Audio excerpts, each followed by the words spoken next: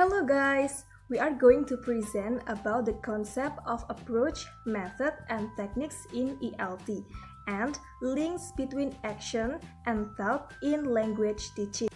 But before we talk about the concept of approach, method, and techniques, I'm going to explain about the meaning of ELT. So, what is ELT? ELT is an abbreviation of English language teaching. ELT is the teaching English to people whose first language is not English. So, ELT is concerned with the teaching and learning of English by those for whom English is a foreign, second, or additional language. An English teacher is responsible for creating lesson plans that will teach students the skill they need. Next, I'm going to explain the definition of approach, method, and technique. So, what is approach? An approach is a set of basic assumptions and beliefs about the language and language teaching or learning. It describes the nature of subject to be taught. Next, method. What is method?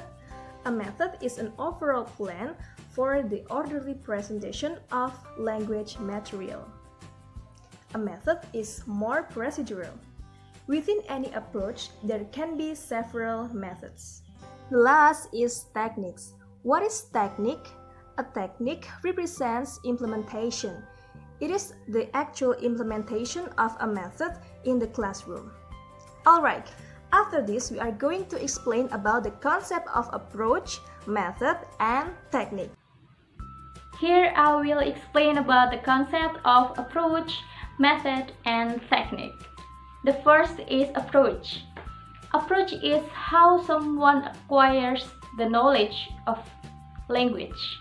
Approach can be said as an assumption or a theory, so it still cannot be implemented before choosing a method. Before teaching, we must know the theory or the direction of learning first. So, the purpose of learning is clear. I will give you an analogy.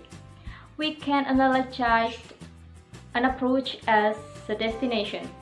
If the teacher is the driver and the student is the passenger, then when they have an approach, it means that they have a clear destination. Got it? So the next is method. If the teacher is analogized as a driver and the student as a passenger and the approach as a destination, so the method is the transportation. If we want to go to Jakarta from Surabaya by land transportation, the most effective way to go there is by train, right? We could just use a motorbike, but it would not be effective, right? So I can say that method is a way that used to achieve goal in effective way. In this case, an approach. Furthermore, after the method, we have a technique. Technique is the process of executing the chosen method into the teaching process. Everyone's technique is different, so although you are in the same method, the one person can use the different technique from another. So we can conclude that an approach is very general and the method is more specific, and then the technique is very specific. In one approach, you can use some of method, and in one method, you can use some of techniques. So that is the concept of approach, method, and technique. Hello friends, so now I will talk about the link between thought and action. But first, we need to understand what are thoughts and actions. Thoughts are desires that stem from within us. It can be influenced by many factors, like experience.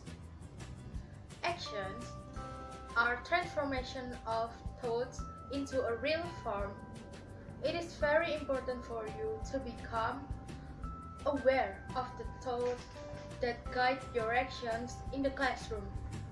With this awareness, you are able to examine why you do, what you do, and perhaps choose to think about or do things differently. So the conclusion is the way you feel about yourself, your self-esteem, experience drives your thoughts. These thoughts transform into actions, and the action that you take are the key factor into getting what you want out of the teaching process.